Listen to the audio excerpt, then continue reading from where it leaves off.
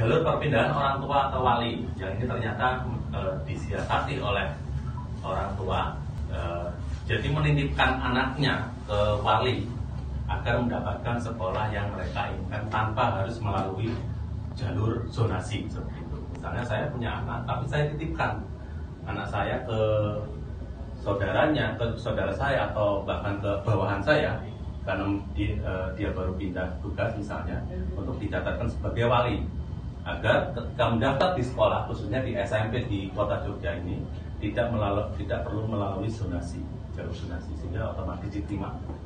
Dan yang kita temukan cukup menarik karena ada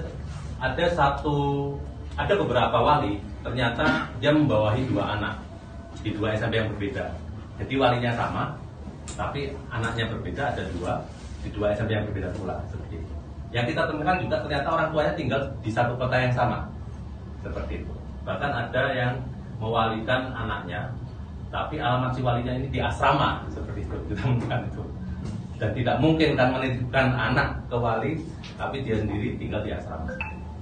Nah, ini yang kita temukan. Kita akhirnya pada saat itu minta semua dokumen terkait dengan perpindahan orang tua atau wali dan kemaslahatan guru. Kita temukan dari 97 status ini semuanya di SMP Negeri di Jogja. Kita temukan ada sekitar 42% yang memang bermasalah. 58%-nya dokumennya bermasalah. Jadi 50%. Lalu juga misalnya yang kita temukan kedua, alamat domisili tidak representatif. Jadi alamat antara wali dengan orang tua itu tinggalnya bersamaan seperti itu. Misalnya di asrama yang sama dan sebagainya. Ini disinyalir memang beberapa instansi vertikal. Misalnya karena pindah tugas, saya punya bawahan baru pindah tugas, lalu anak saya dititipkan ke bawahan saya seperti itu, diwalikan. Karena tidak mungkin kalau saya kan sudah berdomisili di sini, KTP di sini, jadi mau nggak mau harus memakai jalur zonasi. Tapi kalau saya mewalikan anak saya ke bawahan saya yang baru mutasi ke Jogja, maka saya bisa menghindari jalur zonasi, memakai jalur perwalian yang 5% itu. Jadi otomatis bisa masuk ke sekolah yang dituju. Lalu juga kita temukan SK pindah tugas yang tidak lengkap. Jadi hanya di copy bagian depannya saja, lalu diterima oleh dinas sebagai perwalian seperti itu. Itu yang kita temukan. Tapi SMP-nya beda-beda, SMP-nya beda-beda daftar. Ada yang 3 anak diwalikan dalam 1 orang.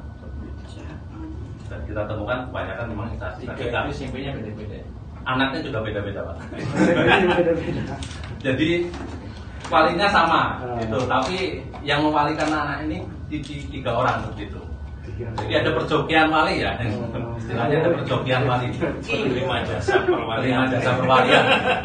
Bonusnya gede.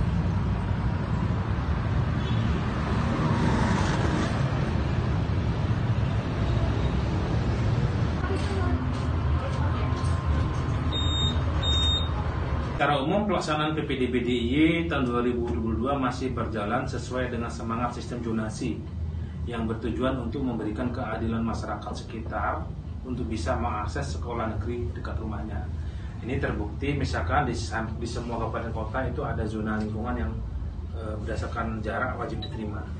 Jadi mereka-mereka yang dekat dengan sekolah itu kemudian mendapat prioritas untuk diterima. Kemudian kedua, mindset favoritisme sekolah ternyata belum benar-benar hapus di benak masyarakat. Dan hal ini mendorong terjadinya berbagai praktek penyimpangan dan ketidakpatutan selama pelaksanaan PPDB DIY tahun 2022, seperti tadi disampaikan ada perjokian wali, kemudian kolusi untuk mengisi kuota kosong, dan lain-lain. Dan itu sudah dijelaskan. Kemudian ketiga, kesimpulan ketiga, masih terdapat praktek komersialisasi layanan pendidikan melalui pungutan sekolah yang dikemas sedemikian rupa seakan-akan sumbangan. Selain itu juga masih terjadi penjualan seragam disertai dengan markup keuntungan. Tadi dari hasil evaluasinya tim sampai dengan kalau per sekolah bisa puluhan juta ya Mas ya. Puluhan juta, kalau seluruh DIY tadi 10 miliar. Dan potensi jual beli bangku kosong. Kami karena waktu ya, ini kenapa kami katakan potensi. Sebenarnya kami dapat informasi bahwa ada sekolah yang kemudian menjual bangku kosongnya dengan menggunakan perantara pensiunan wakil kepala sekolahnya.